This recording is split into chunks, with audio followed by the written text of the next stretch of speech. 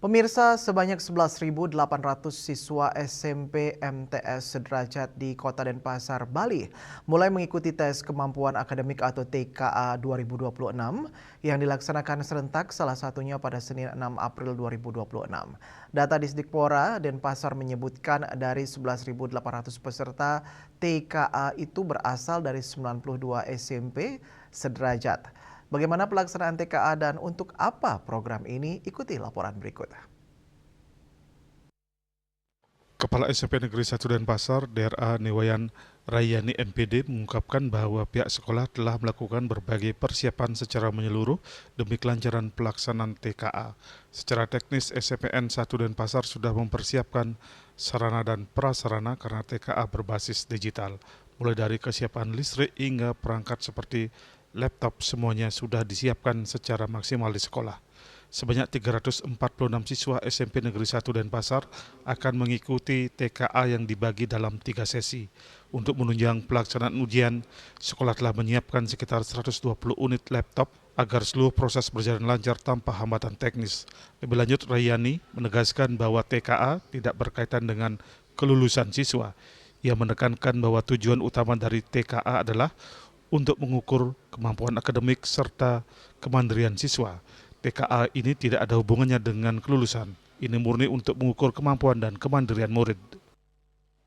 Lalu TKA ini adalah tes kemampuan akademik murid. Dalam hal ini ada 2 bidang studi yang diteskan, yaitu bahasa Indonesia dan matematika. Tetapi kalau UNBK atau UN kemarin itu memang pelulusan murid.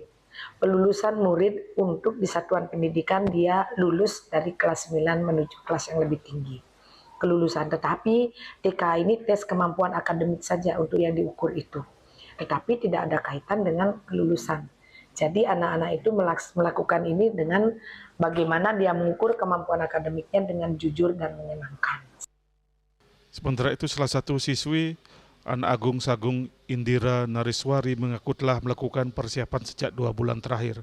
Ia fokus mempelajari materi bahasa Indonesia dan matematika sebagai bekal menghadapi TKA. TKA ini juga ia ketahui akan menjadi salah satu filter utama dalam penerimaan peserta didik baru nanti.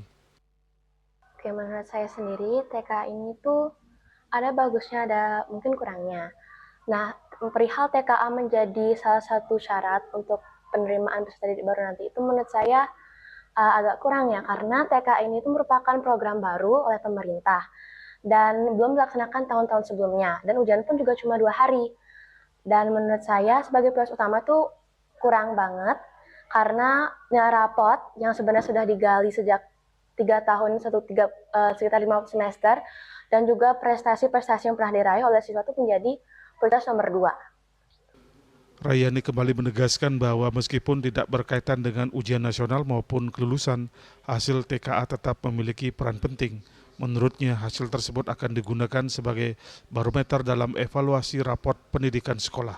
Selain untuk mengukur kemampuan akademik siswa, hasil TKA ini juga akan kami gunakan sebagai barometer dalam evaluasi rapor pendidikan di SMP Negeri 1 Denpasar.